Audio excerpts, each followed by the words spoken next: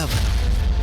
உலகம், நிலம், குலம், பண்பாடு, சமூகம் ஆகியவற்றில் அலைமோதுகின்ற சமகால நிலவரத்தின் மீதான பார்வை. தமிழ் முரசத்தின் வான்வெளியில் கருத்துக்களை காவி வருகின்றது நிலவரம்.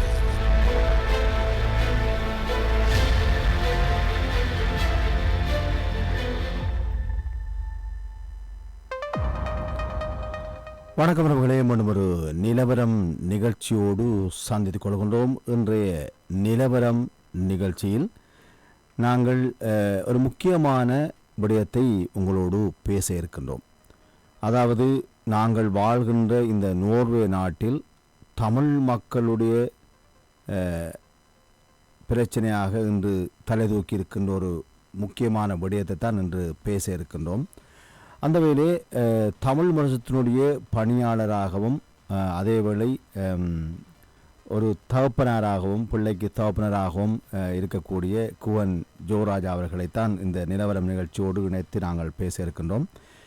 உங்களுக்கு தெரியும், அன்னிபூபதி தமிழ் கலைக்கூடம் நோர்வேயில் பல இடங்களில் இயக்கப்பட்டு வருகின்றது. எங்களுடைய பிள்ளைகளுடைய மொழியை வளர்த்தெடுக்க வேண்டும் என்பதற்காக இந்த பாடசாலை உருவாக்கப்பட்டு நீண்ட காலமாக செயல்படுத்தப்பட்டு வருகின்றது.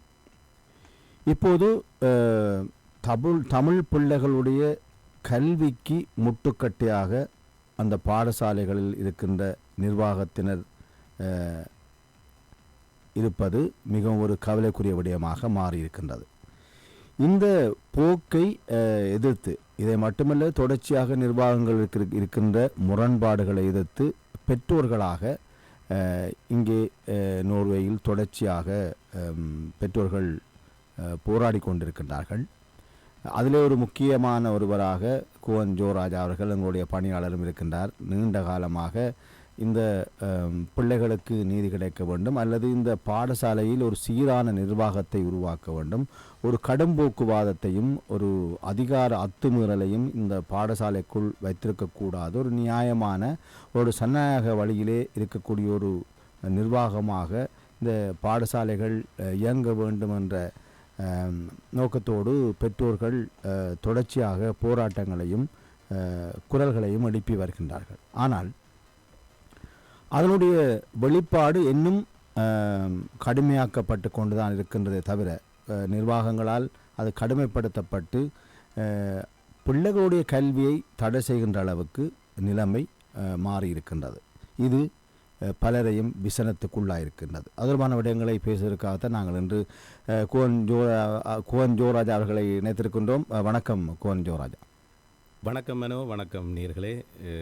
முதலில் நான் நீங்கள் சொன்னதை போல இன்னும் ஒரு தெளிவை நேர்களுக்கு கொடுத்து விடலாம். நான் இன்று கலையகத்தின் பணியாளனாக இங்கே வரவில்லை, ஒரு பாதிக்கப்பட்ட பிள்ளையினுடைய ஒரு பெற்றோராக வந்திருக்கிறேன். சொல்லுங்கள். ஆமாம், அதாவது உண்மையிலே இது அந்த பிள்ளை பாதிக்கப்பட்டிருக்கிறன்னு சொல்கின்ற போதே மிகவும் ஒரு வேதனையாக இருக்கிறது. பிள்ளை பாதிக்கப்பட்டிருப்பது என்பது அன்னைபோபரி தமிழ் கலைக்கூடத்திலே பிள்ளைக்கு இருக்கக்கூடிய உறுப்புரிமை பறிக்கப்பட்டு தமிழ் மொழி கல்வி பிள்ளைக்கு மறுக்கப்பட்டிருக்கிறது. அதனால்தான் நிச்சயமாக அதான் அந்த பாதிப்பு என்பது உண்மையிலே ஏற்றுக்கொள்ள முடியாத ஒரு பாதிப்பாகத்தான் பார்க்க வேண்டிய தேவை இருக்கின்றது. ஏனென்றால் நாங்கள் ஏற்கனவே ஒரு பாதிக்கப்பட்டு வந்த சமூகமாக இருக்கின்றோம், இனமாக இருக்கின்றோம். அடக்குமுறைகளும் பல்வேறு அதிகார அத்துமீறல்களும் நடைபெற்ற ஒரு மண்ணிலிருந்து அந்த அதிகார அத்துமுறலையும் அந்த அடாவடித்தனங்களையும் தாங்க முடியாமல் தான் அகதிகளாக புலம்பெயர்ந்து இந்த மண்ணிலே வந்திருக்கின்றோம். ஆனால் இங்கு வந்ததற்கு பிற்பாடு எங்களுடைய பிள்ளைகளுக்கு அப்படி ஒரு நிலை எங்களுடைய இனத்துக்குள் நடைபெறுகின்ற என்று சொன்னால் அது நிச்சயமாக நாங்கள் ஏற்றுக்கொள்ள முடியாத ஒன்றாக இருக்கின்ற. குறிப்பிடுங்கள், அதாவது இன்று 23 பிள்ளைகளுடைய கல்வி பாதிக்கப்பட்டிருக்கின்றது. அதாவது அவர்களுடைய உறுப்புரிமை நீக்கப்பட்டிருக்கின்றது. இது ஒரு அதி உச்சமாக நாங்கள் பார்க்கலாம். இது அதி உச்ச ஒரு அதிகார அத்துமுறலாகத்தான் பார்க்க முடிகின்றது. இது பற்றி உங்களுடைய கருத்து, ஏன் இந்த நிலைமை ஏற்பட்டது? இல்லை, நிச்சயமாக அன்னை பூவரி தமிழ் கலைக்கூடம் என்பது எங்களுடைய தேசம் மாதிரி தேசம் இயங்கிய காலப்பகுதியில், எங்களுடைய தேசிய விடுதலை போராட்டம் முனைப்போடு முன்னெடுக்கப்பட்ட காலப்பகுதியிலே தலைவர் அவர்களுடைய சிந்தனைக்கு அமைவாக புலம்பெயர் தேசங்களில் இருக்கக்கூடிய மக்கள், குறிப்பாக இங்கே நோர்வேயில் இருக்கக்கூடிய தமிழ் மக்கள், நோர்வேலே தமிழ் மக்களை ஒருங்கிணைத்து செயற்பட்டு கொண்டிருக்கும் தமிழர் ஒருங்கிணைப்பு குழுவினரை நாடி இங்கே எங்களுடைய பிள்ளைகளுக்கு தமிழ் மொழி கல்வி பயிற்சிக்க வேண்டிய தேவை இருக்கிறது, அதற்கான ஏற்பாடுகளை செய்யுங்கள் என்று கேட்டதனால் தமிழர் ஒருங்கிணைப்பு குழு பொதுமக்களுடைய ஆதரவோடு இந்த நோர்வே அன்னை பூபதி தமிழ் கலைக்கூட நிறுவனத்தை ஆரம்பித்தது. அதிலிருந்து இன்று 30 ஆண்டுகளுக்கு 92ஆம் ஆண்டு முதலாவது அந்த கல்வி நிகழ்வு நடைபெற்றது. அன்றிலிருந்து இன்று வரை தொடர்ச்சியாக இந்த நிறுவனத்திலே எங்களுடைய பிள்ளைகள் தமிழ் மொழி கல்வி, அதே போல் கலைப்பாடங்கள், இயலிசை, நாடகம் என்ற அந்த 3 முத்தமிழையும் கற்று வருகின்றார்கள்.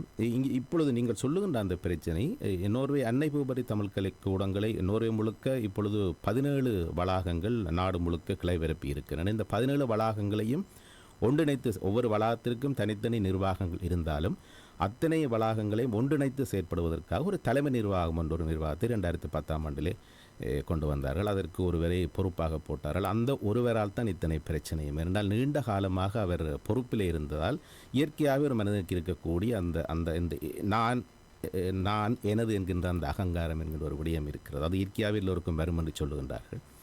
ஆனாலும் ஒரு மக்களுடைய நிறுவனத்திற்கு இவ்வாறான தலைமைத்துவங்கள் ஆகாது என்பது இப்பொழுது நாங்கள் அனுபவ ரீதியாக உணர்ந்திருக்கக்கூடிய விடயங்கள். இந்த தலைமை நிர்வாகியினுடைய தாந்தோண்டித்தனமான போக்குகள் என்பது ஒவ்வொரு வளாகங்களிலும் அவருடைய தேவையில்லாத தலையீடுகள், ஒவ்வொரு வளாக நிர்வாகங்களுக்குள்ளேயும் அந்த நிர்வாகங்களுடைய விடயங்களுக்குள் தேவையில்லாமல் தன்னுடைய அதிகார பலத்தை பாவிப்பது போன்ற விடயங்களால் பல வளாகங்களிலே நிர்வாக பிரச்சனைகள் வந்திருக்கின்றன. அதேபோல் குறிப்பாக நான் சார்ந்திருக்கக்கூடிய எனது பிள்ளைகள், எனது 3 பிள்ளைகளும் கல்வி கற்ற அந்த ரொம்பன் வளாகம் என்பது எங்களுடைய வீட்டுக்கு அருகிலே இருக்கிறது. அந்த வளாகத்திலே தான் எங்களுடைய பிள்ளைகள் போனாலும் இருந்தாலும் நீங்கள் எந்த வளாகத்திலே பிள்ளைகள் கல்வி கற்றாலும் அந்தந்த வளாகங்களுக்கு போகக்கூடிய பிள்ளைகள் அந்தந்த வளாகங்களிலே உறுப்பினராக இருக்க வேண்டும்.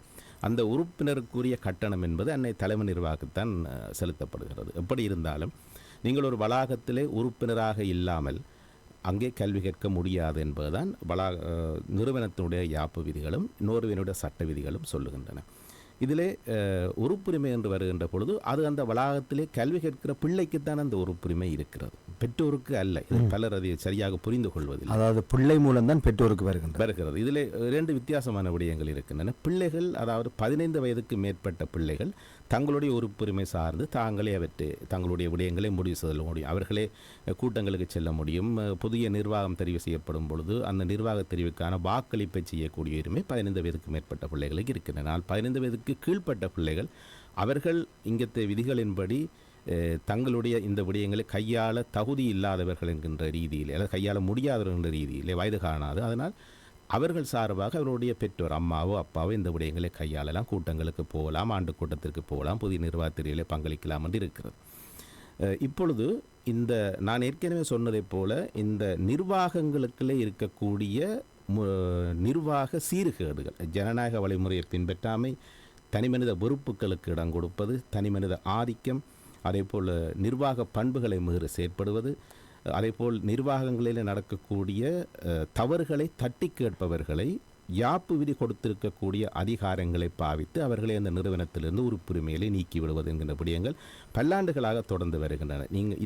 இந்த விடயத்திலே கடந்த 1.5 வருடங்களாக நான் நேரடியாக இறங்கி இந்த நியாய போராட்டத்திலே பங்களிக்கக்கூடிய பலரிலே நானும் ஒருவனாக இருப்பதால் நிறைய இந்த விடயங்களை அறிந்திருக்கிறேன். ஆனாலும் அதற்கு முன்னதாக பல்வேறு சமூக மட்டங்களிலே ஓரளவுக்கு போற்றப்படக்கூடியவர்களால் இந்த விடயங்களை தீர்ப்பதற்கான சமாதான முயற்சிகள் நிறைய எடுக்கப்பட்டிருக்கின்றன. அந்த விடயங்களும் ஓரளவுக்கு எனக்கு தெரியும் என்கின்ற அடிப்படையிலே இந்த விடயங்களை நாங்கள் ஆழமாக பேசக்கூடியதாக இருக்கும். ஆனால் இப்போதும் கடந்த 1.5 வருடங்களாக நாங்கள் என்னுடைய பிள்ளைகள் படித்த அந்த ரொம்மன் நிர்வாகத்தில் இருக்கக்கூடிய சீர்கேடுகளை நிவர்த்தி செய்யுமாறும், அவ்வாறு நிவர்த்தி செய்ய உங்களால் முடியாவிட்டால் தகுமையான ஆளுமையான புதிய நிர்வாகம் ஒன்றை தெரிவு செய்யுங்கள் என்றும் நாங்கள் கடந்த 1.5 வருடங்களாக கோரி வந்தோம். அதாவது இந்த நிர்வாக மாற்றம், நிர்வாகங்கள் சீராக செயற்பட வேண்டும், அல்லது அப்படி சீராக செயற்பட முடியாவிட்டால் புதிய நிர்வாகத்தை தெரிவு செய்யுங்கள் என்று கோரி வருகின்ற பெற்றோர்களிலே முக்கியமாக எல்லா விடயங்களுக்கும் போய் நின்று குரல் கொடுக்கக்கூடிய பெற்றோர்களை இப்பொழுது உறுப்புரிமையிலிருந்து நீக்கியிருக்கின்றார்கள். இந்த உறுப்புரிமை நீக்கத்தினூடாக பிள்ளைகளுடைய கல்வியும் பறிக்கப்பட்டிருக்கிறது. இதிலே பெற்றோருக்கும் நிர்வாகங்களுக்கும் என்ன முரண்பாடுகளும் இருக்கட்டும், அது பெற்றோரிலே தவறு இருக்கலாம் அல்லது நிர்வாகங்களிலே தவறு இருக்கலாம். ஆனால் பிள்ளைகள் என்ன செய்தார்கள்? அவர்களுக்கும் இந்த நிர்வாக முரண்பாடுகளுக்கும் எந்த சம்பந்தமும் இல்லை. அவர்கள் சிறிய பிள்ளைகள், இளைய பிள்ளைகள். அவர்கள் பாடசாலைக்கு வருகின்றார்கள், வகுப்புகளுக்கு செல்கின்றார்கள், கற்கின்றார்கள், வீடு செல்கின்றார்கள், பயன்பெறுகின்றார்கள். அவ்வளவுதான் முடியும். அவர்களுக்கு நிர்வாகத்துக்கும் எந்த விதமான முரண்பாடுகளோ எந்த விதமான பேச்சுக்களோ கிடையாது. ஆனால் இங்கே பெற்றோர்களை பழி தீர்க்க வேண்டும் என்பதற்காக, அதாவது எத்தனையோ இடைஞ்சல்கள் எங்களுக்கு தந்து பார்த்தார்கள். அத்தனைக்கும் நாங்கள் எத்தனையோ தரம் காவல்துறை வளாகத்திற்கு வந்து சென்றிருக்கிறது. எங்கள் மீது பொய்க்குற்றச்சாட்டுகள் போடப்பட்டிருக்கின்றன. ஒரு பெற்றோராக என் மீது 2 முறை காவல்துறையிலே முறைப்பாடு செய்யப்பட்டிருந்தது, ரொம்மன் வளாக நிர்வாகம் சார்பாக. ஆனால் அந்த முறைப்பாட்டுக்கு எந்த விதமான ஆதாரங்களும் இல்லை என்று காவல்துறை அந்த முறைப்பாடுகளை ரத்து செய்துவிட்டது. இப்படி எனக்கு மட்டுமல்ல, இந்த நிர்வாக சீர்கேடுகளை நிவர்த்தி செய்ய வேண்டும் என்று போராடுகிற பல பெற்றோருக்கு இவ்வாறான காவல்துறை முறைப்பாடுகள் செய்யப்பட்டிருங்க. அனைத்து முறைப்பாடுகளும் ரத்து செய்யப்பட்டிருங்க, அது வேறு விடயம்.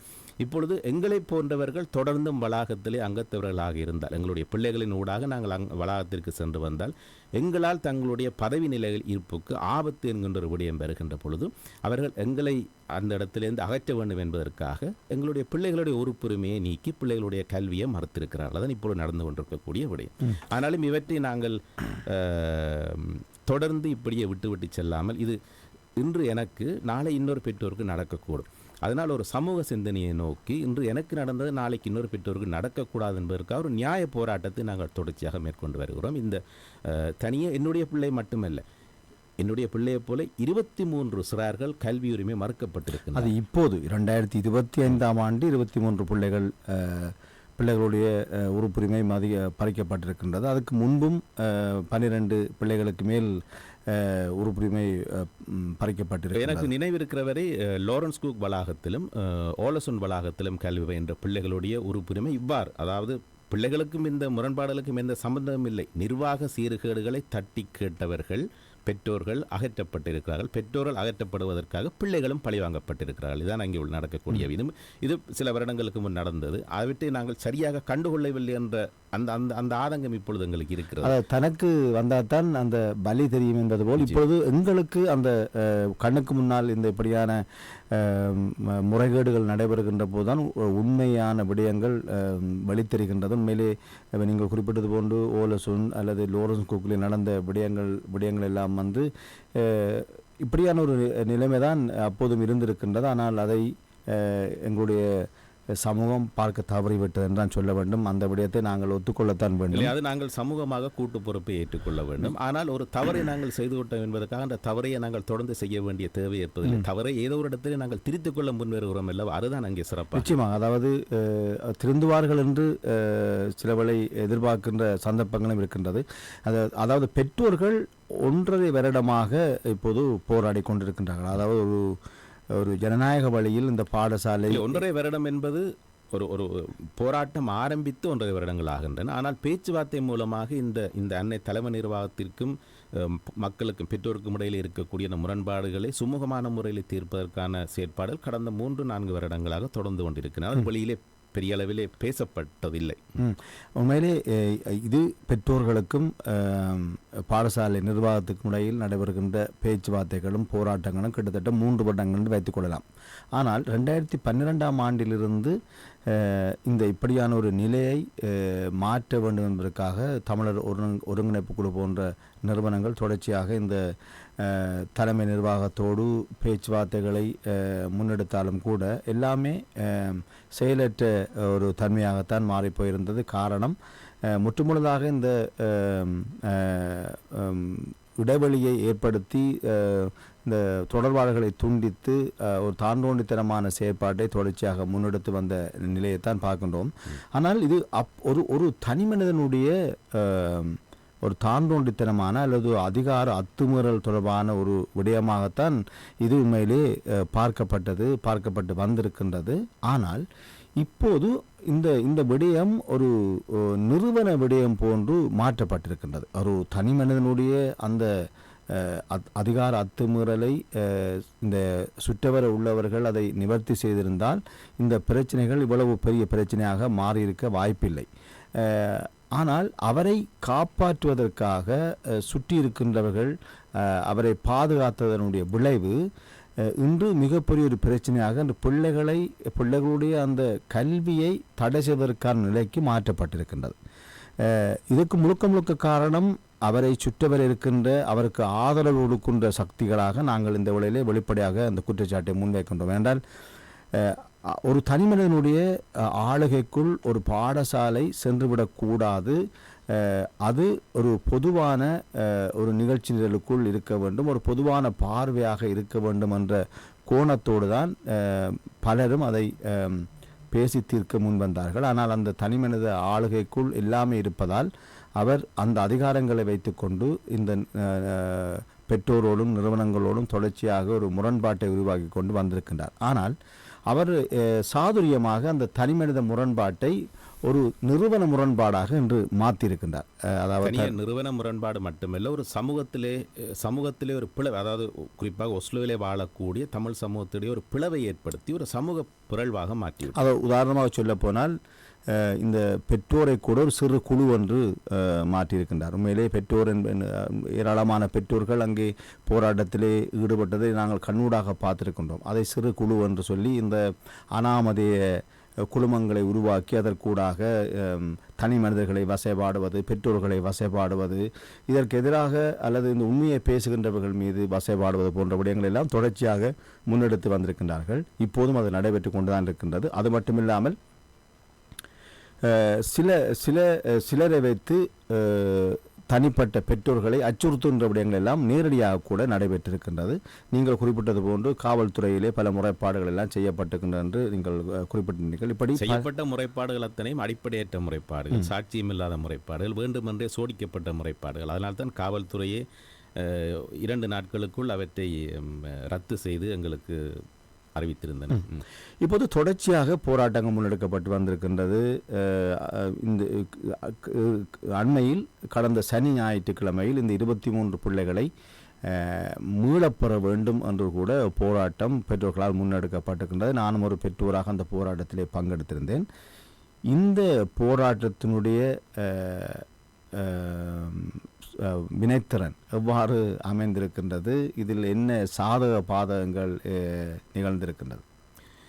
ஒரு பெற்றோர் என்ற வகையிலே 2 நாட்களும் நானும் இந்த போராட்டத்திலே நேரடியாக கலந்து கொண்டிருந்தேன். இதிலே 23 பிள்ளைகள் என்று சொல்லுகின்ற பொழுது எங்களுடைய ரொமன் வளாகத்திலே 12 பிள்ளைகள், மியூரி பிள்ளைகள் வைத்தத் வளாகத்தைச் சேர்ந்த பெற்றோருடைய பிள்ளைகள். அதிலே அந்த பெற்றோருக்கு இருக்கக்கூடிய பிள்ளைகளிலே ஒரு சாரார் வைத்தத் வளாகத்திலேயும் இன்னும் ஒரு சாரார் ரொமன் வளாகத்திலேயும் கல்வி பயில்கிறார். என்றால் வைத்தத் வளாகத்திலே 8ஆம் வகுப்பு இல்லை, 7ஆம் வகுப்போடு அங்கே இல்லை. ஆனால் ரொமன் வளாகத்தில் 8ஆம் வகுப்பிலிருந்து 12ஆம் வகுப்பு வரை தமிழ் கற்கக்கூடிய வாய்ப்பு இருக்கிறது. அதனால் வேறு வளாகங்களிலும் இருக்கக்கூடிய பிள்ளைகள் 8ஆம் வகுப்பிலிருந்து மேற்படிப்பு படிப்பதற்காக ரொமன் வளாகத்திற்கு வருவார்கள்.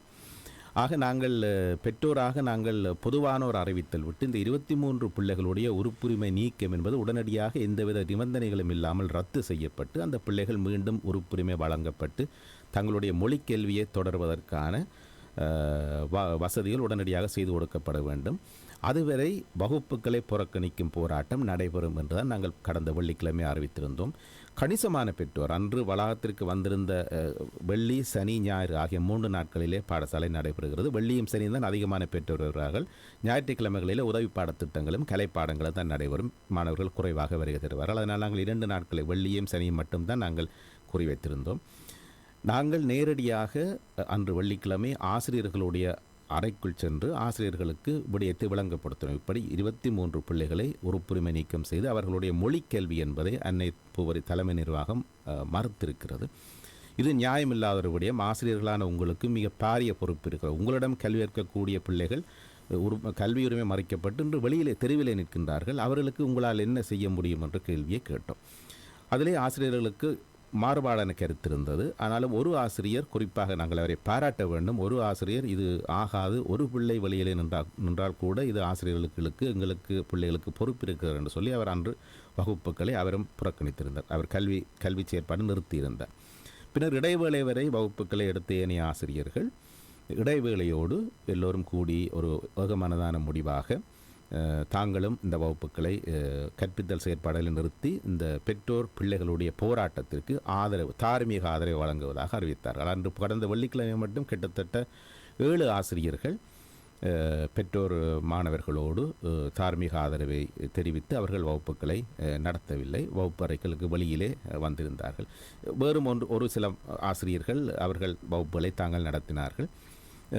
இது ஒரு கவலைக்குரிய விடயம். ஏனென்றால் ஆசிரியர்கள் ஒட்டுமொத்தமாக ஆதரவளிக்க வேண்டிய ஒரு விடயம் இது பெற்றோர்களுக்காக நாங்கள் கேட்கவில்லை, மாணவர்களுடைய கல்வி உரிமைக்காக கேட்கின்றோம். ஆனால் ஆசிரியர்களுக்கு ஒரு தார்மீக கடமை இருக்கிறது. கல்வி மறுக்கப்பட்ட எந்த பிள்ளையானாலும் அந்த பிள்ளைக்கான குரலை கொடுக்க வேண்டிய இடத்தில் இருக்கக்கூடிய ஆசிரியர்களே ஒரு சிலர் நிர்வாகத்தினுடைய உண்மைக்கு புறம்பான தகவல்களை நம்பிக்கொண்டு நிர்வாகத்தினுடைய சொல்லை மட்டும் கேட்டுக்கொண்டு இருப்பது என்பது இந்த ஒரு சமூகத்தினுடைய அவலமாகத்தான் என்னால் பார்க்க முடிகிறது. அடுத்த நாள் அன்று இந்த போராட்டம் முழு வெற்றி இருந்து சின்ன சின்ன இடையூறுகள் இருந்தாலும், இடையூறுன்னு நான் சொல்வது வளாகத்திலே பெற்றோர்களுக்கிடையே அமைதியின்மை இருந்தது. எல்லோருமே வகுப்புக்கு பிள்ளைகளை அநேகமான பெற்றோர் வகுப்புகளுக்கு செல்ல விடவில்லை, தங்களுடைய வைத்திருந்தார்கள். அதேபோல் ஏற்கனவே வகுப்புகளுக்கு தங்களுடைய பிள்ளையை அனுப்பிய பெற்றோர்கள் வகுப்பறைகளிலே போய் தங்களுடைய பிள்ளையை வகுப்பறையிலிருந்து வெளியே எடுத்து எங்களோடு நின்று தார்மீக ஆதரவை வழங்கினார்கள். இதனால் நிர்வாக உறுப்பினர்களோடும் இடைக்கால நிர்வாக உறுப்பினர்களோடும் சில முரண்பாடான வகையிலே பேச்சுக்கள் நடைபெற்றது என்றோ அது நடக்கும் தான். அது என்னென்ன பெற்றோர்கள் மிகவும் மன உளைச்சலில் இருக்கக்கூடிய பெற்றோர்கள் ஏதாவது கேட்பார்கள், அவர்களும் ஏதாவது இடக்கு சொல்வார்கள், வாய்த்திறக்கம் வளரும், இப்படி விடயங்கள் நடந்து கொண்டு அதை தவிர்க்கவே முடியாது. அதேபோல் அடுத்த நாள் சனிக்கிழமையும் எங்களுடைய போராட்டத்திற்கு பெற்றோரிடமிருந்து கணிசமான ஆதரவு கிடைத்திருந்தது. கணிசமான பிள்ளைகள் வகுப்புகளுக்கு செல்லவில்லை. அதே போல் ஏற்கனவே முதல் நாள் நடந்ததைப் போலவே வகுப்புகளுக்கு ஏற்கனவே சென்ற பிள்ளைகளை பெற்றோர் வெளியிலே எடுத்து எங்களுக்கான தார்மீக ஆதரவு, இதிலே பெற்றோர்கள் ஒன்றுபட்டு நிற்பது மிக மகிழ்ச்சியாக இருந்தது. அதாவது அவர்களுக்கு இந்த பள்ளிக்கூடத்திலே நிர்வாக ரீதியாக சிக்கல்கள் இருக்கின்றன, நிர்வாகம் தவறு இழைக்கிறது என்கின்ற அந்த விடயங்களிலே அதிக ஆர்வம் இல்லாத பெற்றோர்கள் கூட இங்கே பிள்ளைகளுக்கு அநீதி இழைக்கப்படுகிறது என்ற அந்த ஒற்றை புள்ளியிலே இணைந்திருந்தார்கள். அதுதான் இங்கே முக்கியமான விடயமாக இருக்கிறது. இன்னும் எங்களுடைய அந்த சமூகத்திலே ஒரு ஒரு ஒரு ஒரு ஒரு அநியாயத்தை எதிர்த்து கேட்டு போராடக்கூடிய அந்த அந்த அந்த மூர்க்க குணம் என்பது இன்னும் மங்கிவிடவில்லை என்பதை இந்த 2 நாட்களில் நடந்த விடயங்கள் நிச்சயமாக. அதாவது இந்த விடயம் என்பது அதி உச்சமான ஒரு அதிகார அத்துமுறைகளாகத்தான் பார்க்க வேண்டும். என்றால் பெற்றோர்களுக்கும் நிர்வாகத்துக்கும் இடையில் எந்த விதமான முரண்பாடுகள் இருந்தாலும் அதை பேசி தீர்க்க முடியாமல் போனாலும்,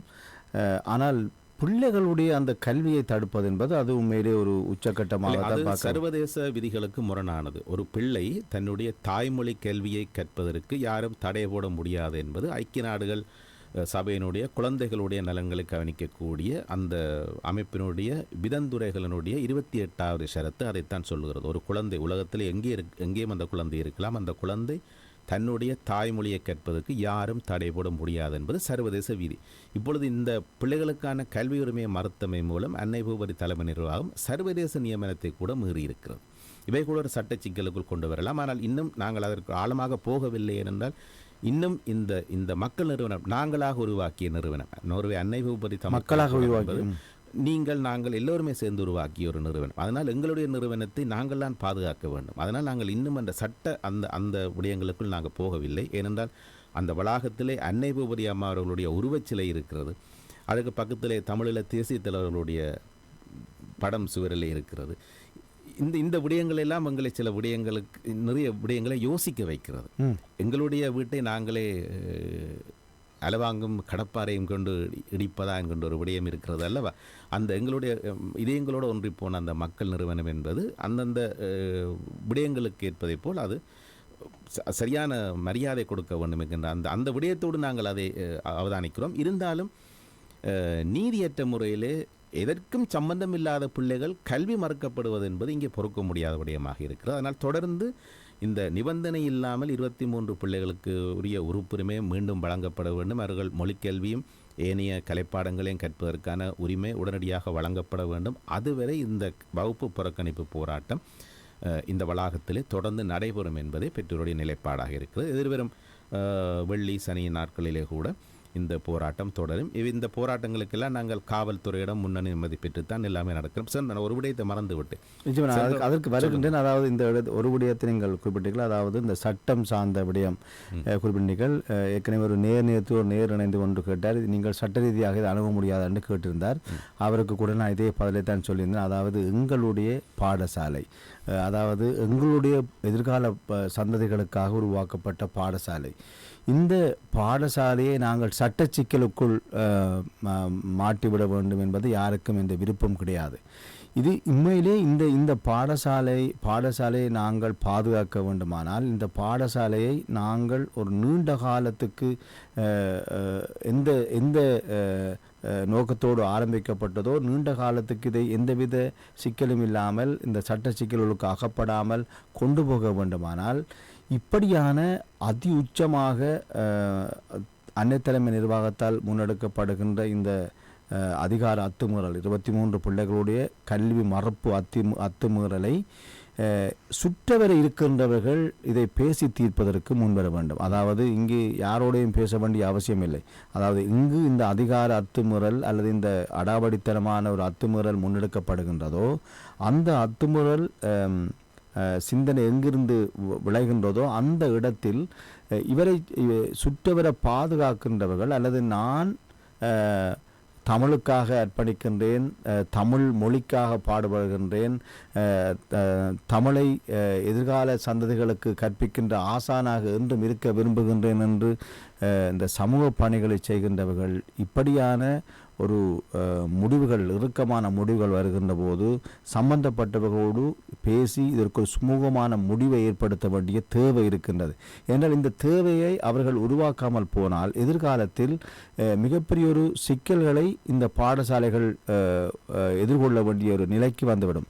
அதாவது நாங்களே உருவாக்கின பாடசாலையை நாங்களே அளிக்கின்ற ஒரு நிலைக்கு போய்விடக்கூடாது என்று அப்படித்தான் சிலர் உள்ளுக்கிருந்தே, அதாவது சொல்வார்கள், ஒரு புற்றுநோய் என்றால் அப்படி மெல்ல மெல்ல ஒரு கொல்லும் விஷம் போல் ஒரு புற்றுநோய் மனிதனை கொன்று விடுகின்றது. அதுபோன்று இப்படியான சிந்தனைகள், இப்படியான சமூக சீர்கேட்டு சிந்தனைகள் உள்ளுக்குள் இந்த இந்த இந்த இந்த பாடசாலையை நிர்வகிக்கின்றவர்களிடம் இருக்குமானால் அது மெல்ல மெல்ல அந்த பாடசாலையை கொன்று விடுகின்ற நிலைக்கு மாற்றிவிடும். ஆக அந்த சிந்தனையை முழுமையாக மாற்றியமைப்பதற்கு அவரை சுற்றவர இருக்கின்றவர்கள், அவரை தாங்கி பிடிக்கின்றவர்கள் அல்லது இந்த சமூக பணியை செய்ய வேண்டும் என்று விருப்போடு அந்த தளத்துக்குள்ளே தொடர்ச்சியாக பயணிக்கின்றவர்கள் இந்த நிலையை மாற்றுவதற்கு முன்வர வேண்டிய தேவை இருக்கின்றது. வெறுமனே நாங்கள் ஒரு செய்தியாக பார்த்துவிட்டு செல்லாமல் பெற்றோர்கள் போராடுகிறார்கள், தங்களுடைய பிள்ளைக்காக போராடுகிறார்கள், போராடிவிட்டு போட்டும் நாங்கள் இதை கடந்து செல்வோம் என்று நினைக்கின்றவர்கள்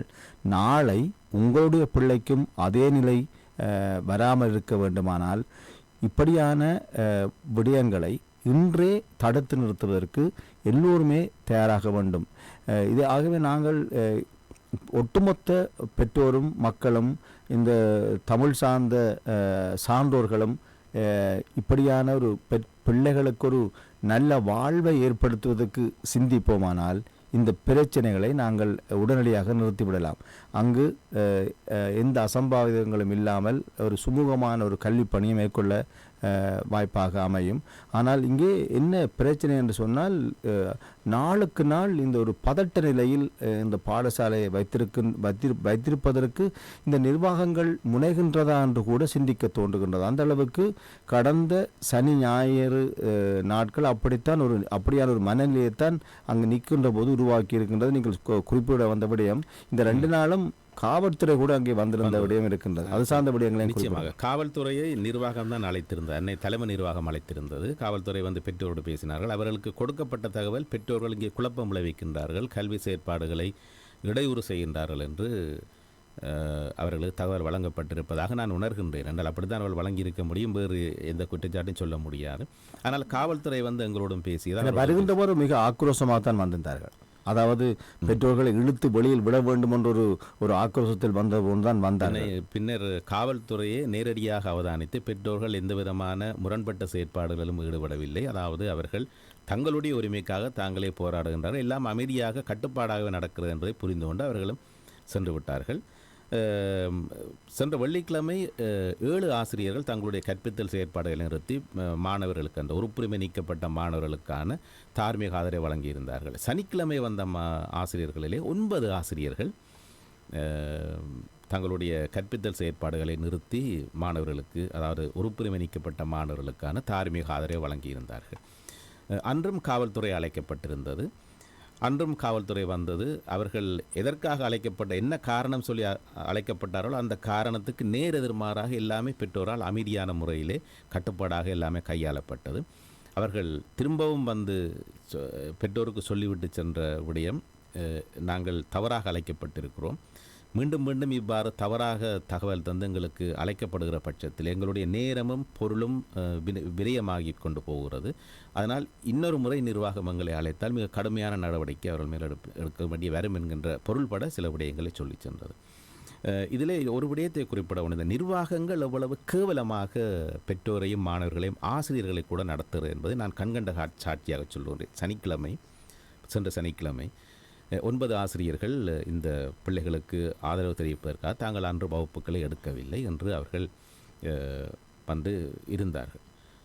வளாக பொறுப்பாளர் இந்த ஆசிரியர்கள் இருக்கக்கூடிய அதாவது ரொம்மன் வளாக பொறுப்பாளர் ஆசிரியர்கள் இருக்கக்கூடிய அந்த ஆசிரியர் அறையை பூட்டி திறப்பை எடுத்துக்கொண்டு சென்று விட்டார். அதற்குள்ளே ஒரு ஆசிரியருடைய மேலாடையும் மேல் அங்கியும் அவருடைய கொண்டு வந்த பையும் புத்தகங்கள் எதுவும் இருந்திருக்கிறேன், அவற்றையெல்லாம் எடுங்கள் நான் பூட்ட போகிறேன்னு சொல்லி அந்த ஆசிரியர் 30 வருடங்களாக அந்த வளாகத்திலே ஆசிரியாக பணியாற்றி இருக்கின்றார். அவர் மட்டுமல்ல, இன்னும் பல்வேறு பல்லாண்டுகளாக அங்கே பணியாற்றி இருக்கின்றார்.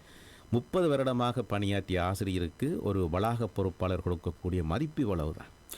நான் கூட சில விடயங்களை அதானித்தேன். அதாவது அந்த ஆசிரியர்கள் அந்த ஒரு கோப்புகளை கையில் வைத்திருந்தார்கள். அந்த கோப்புகள் எல்லாம் அப்படியே பிடுங்கி எடுத்துக்கொண்டு செல்கின்ற நிலையை கூட நாங்கள் கண்ணூடாக பார்க்கக்கூடியதாக இருந்தது. அதெல்லாம் அங்கே நின்றிருந்த நூற்றுக்கணக்கான பெற்றோர் நேரடியாக அவதானித்த விடயங்கள். ஒவ்வொரு ஆசிரியர்களிலும் அந்த வரவு பதிவேடு இடாப்புன்னு நாங்கள் சொல்லுவோம் இல்லை, அந்த வரவு பதிவேடு வைத்திருந்தார்கள். அவற்றை அப்படியே தாருங்கள் என்று கேட்டு வேண்டாமல் இப்படி சிறக்கென்று பறித்து இழுத்து கொண்டு போனார். இதுதான் ஒரு வளாக பொறுப்பாளருடைய பண்பு இப்படி இருக்க வேண்டும். அதாவது நீங்கள் அந்த இடத்திலே வாக்குவாதத்தில் வளாக பொறுப்பாளரோடு கடுமையான வாக்குவாதத்தில் ஈடுபட்டு கொண்டிருந்தீர்கள். அந்த இடத்திலே கேட்கக்கூடியதாக இருந்தது. அதாவது கடிதத்தில் ஒன்று எழுதியிருக்கின்றது, அவர்கள் வாய்மொழியாக சொல்லுகின்ற போது வேறு தகவலை அங்கே சொல்லுகின்ற ஒரு நிலைமை இருந்ததாக உணர முடிந்தது. அதை நீங்கள் எப்படி இல்லை, நிச்சயமாக இந்த வளாகங்கள் எவ்வாறு பெற்றோரையும் ஆசிரியர்களையும் பிரித்தாளுகிற தந்திரத்தை கையாளுகின்றன என்று சொன்னால் பெற்றோரும் ஆசிரியர்களும் சந்திக்க முடியாத ஒரு சூழ்நிலை இருக்கிறது.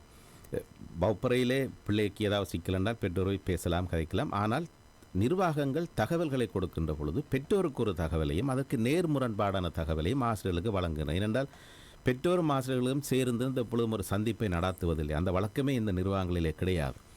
அதனால் இந்த பிள்ளைகளுடைய 23 பிள்ளைகளுடைய அந்த கல்வி மறுக்கப்பட்ட விடயத்திலே நிர்வாகம் தவறான தகவலை ஆசிரியர்களுக்கு வழங்கி இருக்கிறது. அதாவது வளாகத்திலே அங்கத்துவ கட்டணத்தை செலுத்தாத பிள்ளைகளைத்தான் தாங்கள் உறுப்புரிமை நீக்கம் செய்திருக்கிறோம் என்று சொல்லியிருக்கிறார்கள். உண்மையிலே அங்கத்துவ பணம் கட்டாவிட்டால் உறுப்புரிமை நீக்கம் செய்ய உரிமை இருக்கிறது. அதை தவறுன்னு சொல்ல முடியும்.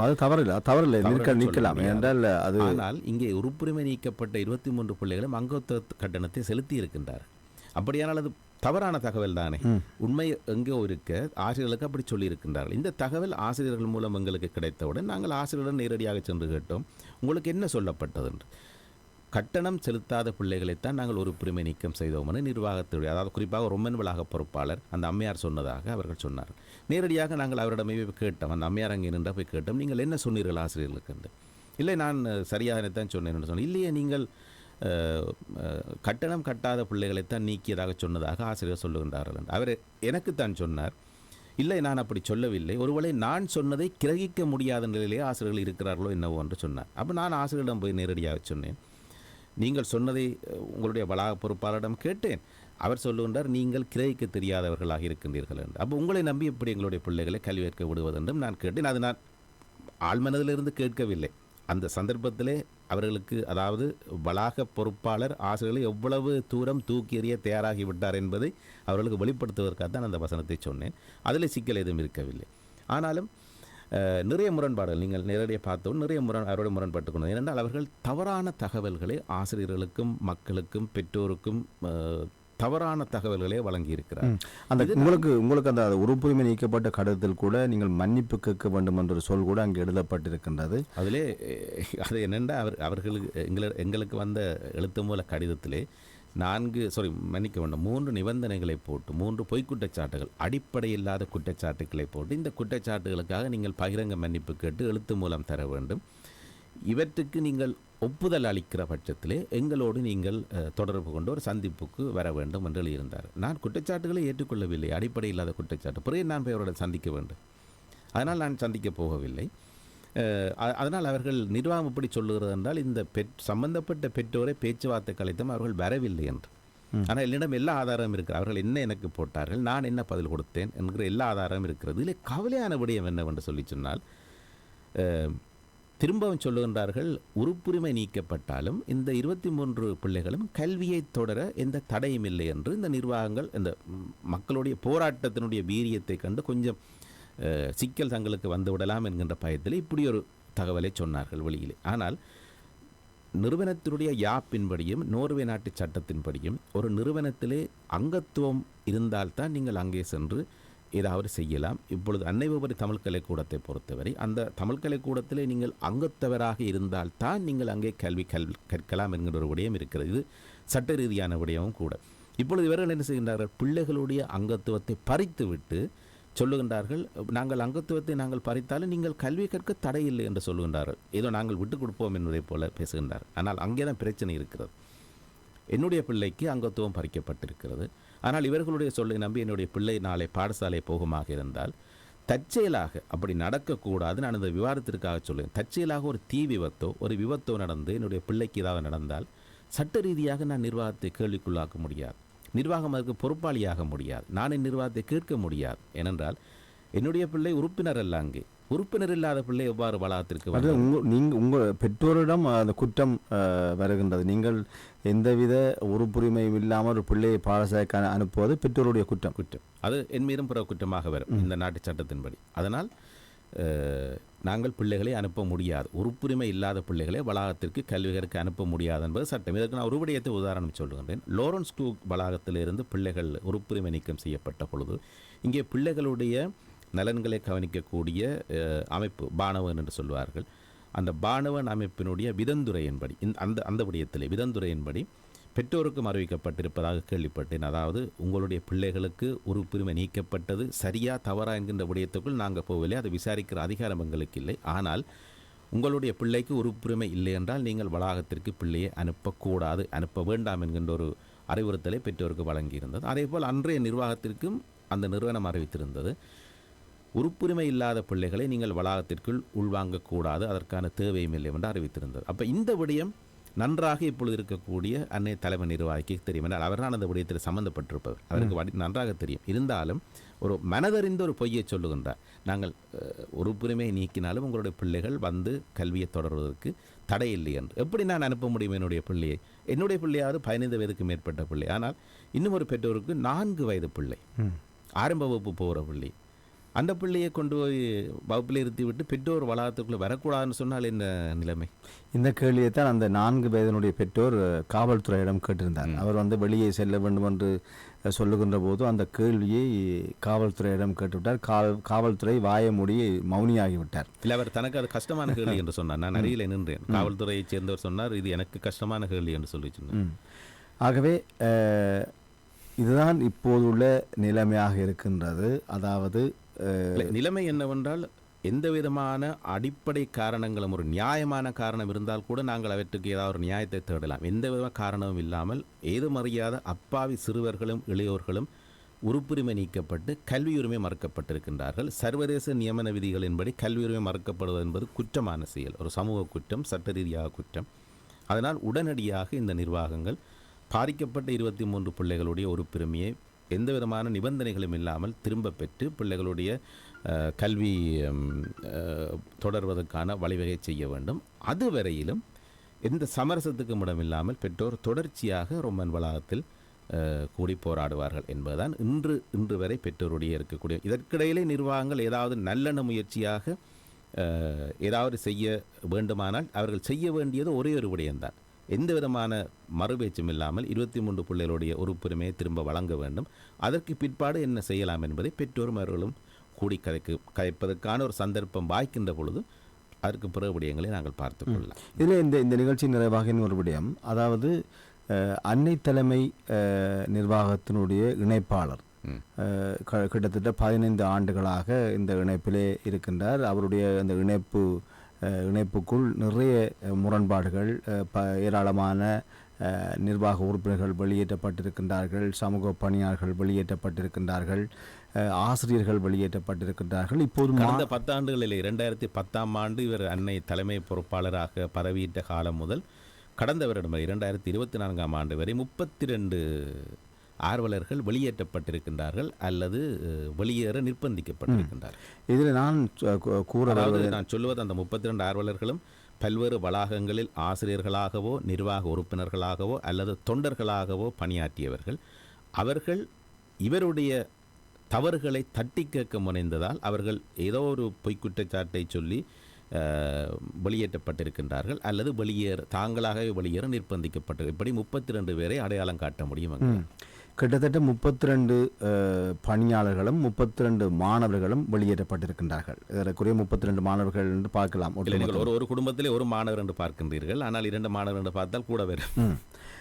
ஆனால் இவற்றுக்கு எல்லாவற்றுக்கும் காரணம் ஒரு நபராகத்தான் இருக்கின்றார். அதாவது அன்னை தலைமை நிர்வாகி தான் இதுக்கு முக்கிய காரணமாக இருக்கின்றார்.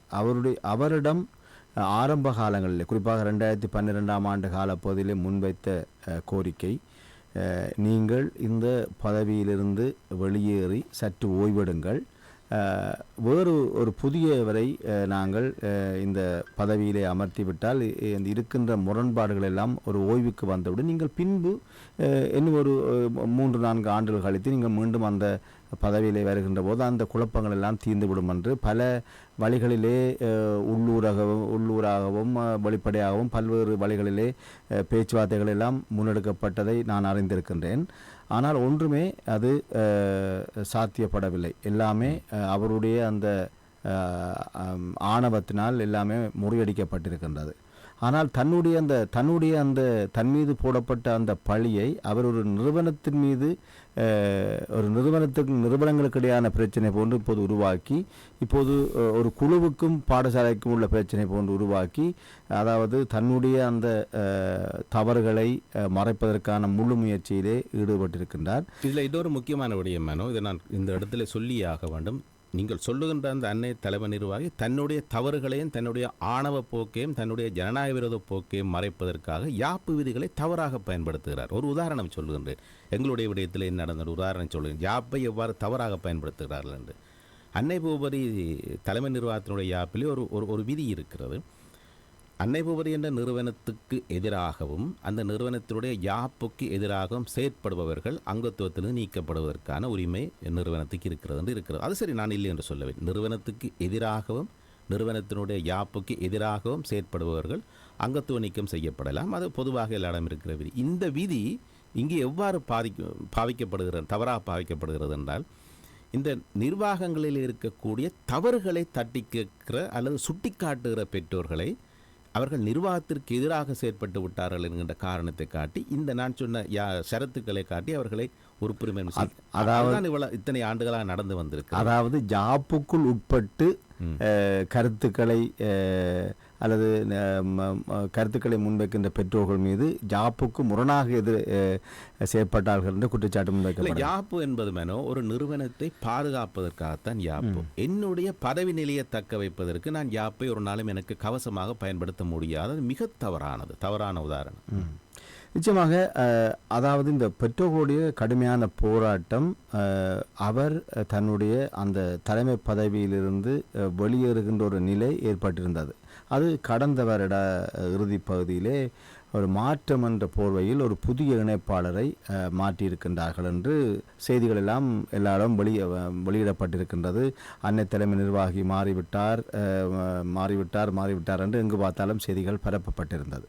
ஆனால் இற்றைவரை இந்த அலுவலகத்தை, அதாவது இந்த நோர்வேஜிய சட்டத்திலே அவருடைய பெயர் தான் இற்றைவரைக்கும் இணைப்பாளராக பதியப்பட்டிருக்கின்றது என்பதை நாங்கள் இப்போது கூட நீங்கள் போய் இந்த நிறுவனங்கள் பதியும் இடத்திலே சென்று பார்த்து கொள்ளக்கூடிய வாய்ப்பு இருக்கின்றது.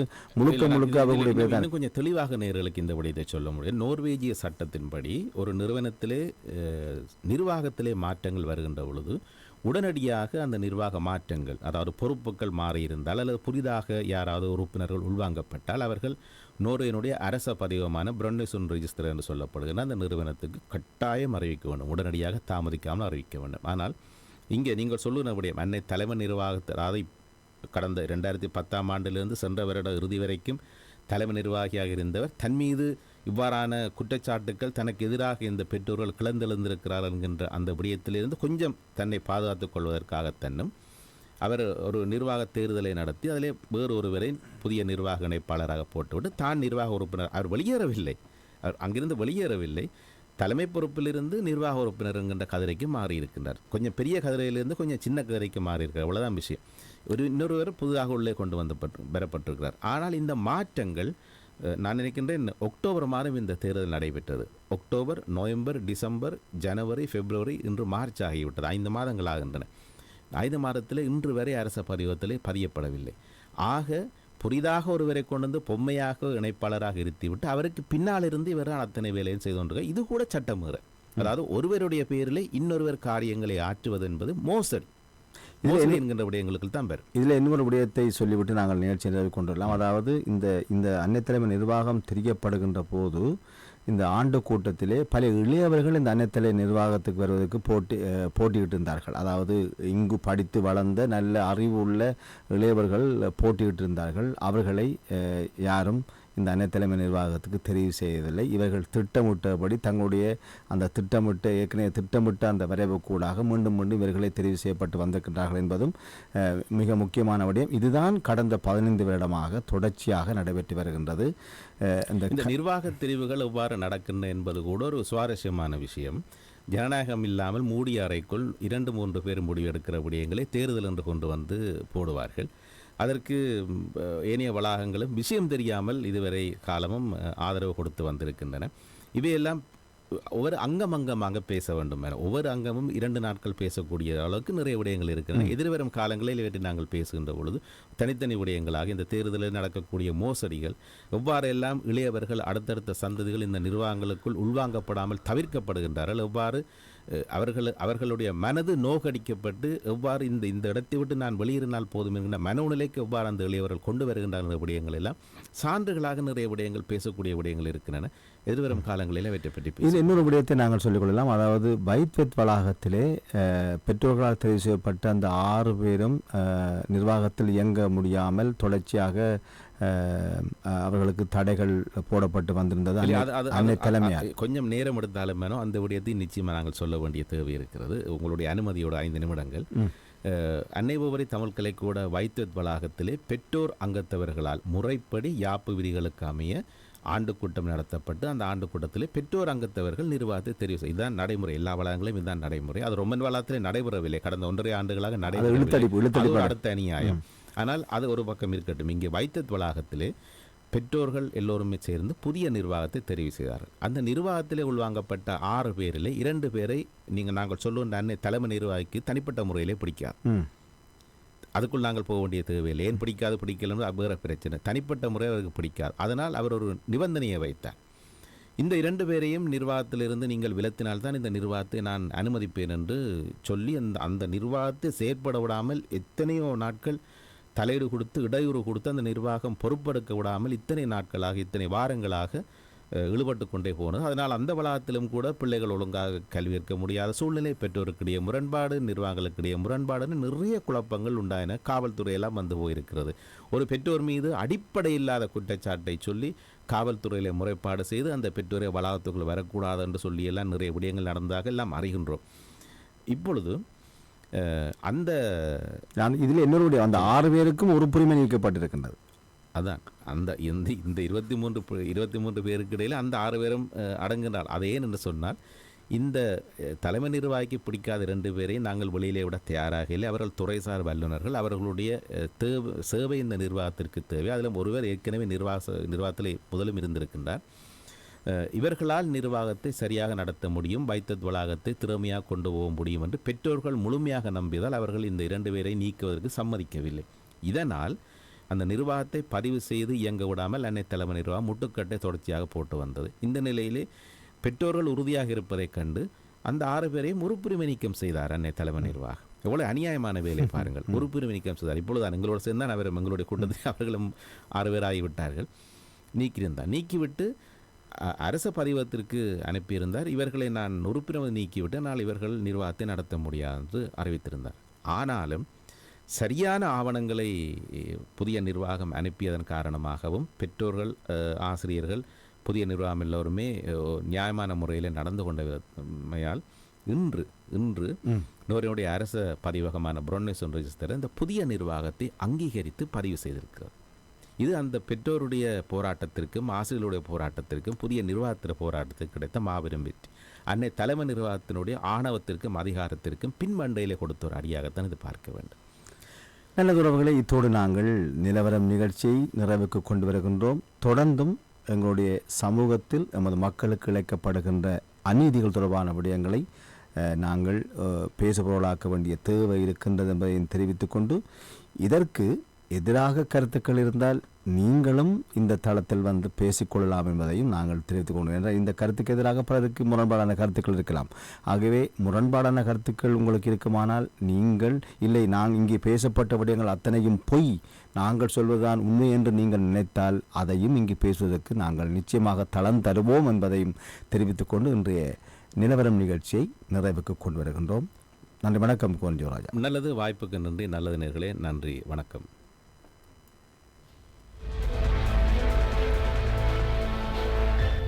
நிலவரம். உலகம், நிலம், குலம், பண்பாடு, சமூகம்,